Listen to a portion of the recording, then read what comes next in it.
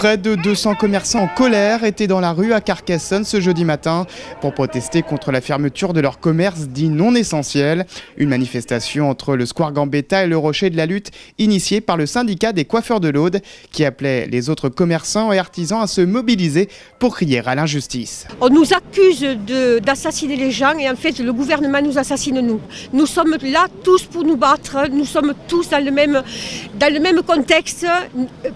Il est intolérable qu'on ferme nos entreprises.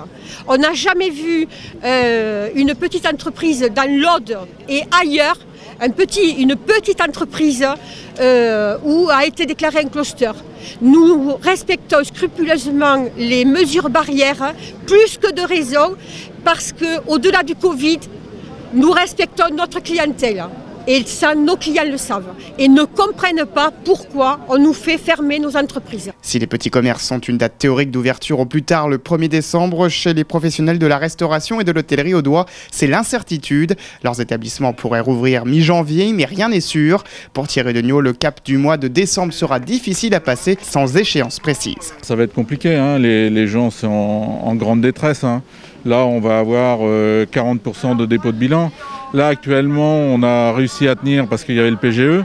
Mais maintenant, les gens, ils ont pris dans le PGE. Et on arrive, les trésoreries sont au plus bas. Et là, ça va être une catastrophe. Ça va être une catastrophe. Moi, je crains la suite, hein, franchement. Et on n'est pas soutenu par les assurances. On est soutenu par personne. Donc, c'est compliqué, hein, franchement. En attendant, les aides promises par l'État n'arrivent toujours pas et pas pour tout le monde. Il y a trop de restrictions selon le collectif des pendus qui dénonce une inégalité de traitement et attaque l'État en justice. On a rencontré un avocat hier en visio sur Paris et nous allons mener en justice un combat pour l'égalité des chances, enfin des droits de tous les indépendants face aux aides. C'est-à-dire qu'actuellement, il y a des conditions d'éligibilité. Si vous êtes, par exemple, si vous avez une dette fiscale, vous n'êtes pas éligible. Si vous avez une dette sociale, vous n'êtes pas éligible. Si vous êtes retraité, vous n'êtes pas éligible, ou alors à minima.